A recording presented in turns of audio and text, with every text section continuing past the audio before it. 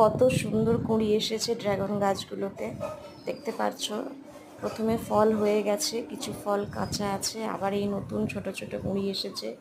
এই কুঁড়িগুলো আবার খুব শিগগিরই ফলে পরিণত হবে এবং হারভেস্ট করতেই থাকছি। এবারে আমার ড্রাগন গাছগুলো এত সুন্দর ফুল ফল এসেছে এবং এটা থার্ড ফোর্থ টাইম হয়ে গেল যে ওই ফুলেতে আবার গাছেতে আবার কুঁড়ি এসেছে।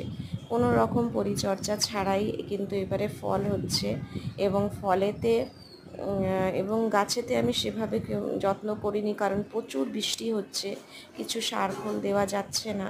শুধু বৃষ্টির জলেতেই এত সুন্দর হয়ে উঠেছে গাছটা, সতেজ সবুজ হয়ে উঠেছে। প্রতিটা গাছই খুব সুন্দর হয়ে উঠেছে। যখনই গিয়ে ছাদে গাছগুলোর কাছে দাঁড়াই মনটা ভরে যায়। আর এই আমার কিছু গোলাপ গাছে ফুটেছে, ফুলগুলো ঝরে যাচ্ছিল, ভাবলাম পাপড়ি দিয়ে কিছু করা যায় কি না। গোলাপ ফুলের এত সুন্দর গন্ধ আসছে, তাই পাপড়িগুলো তুলে নিচ্ছি, দেখি কি করা যায়।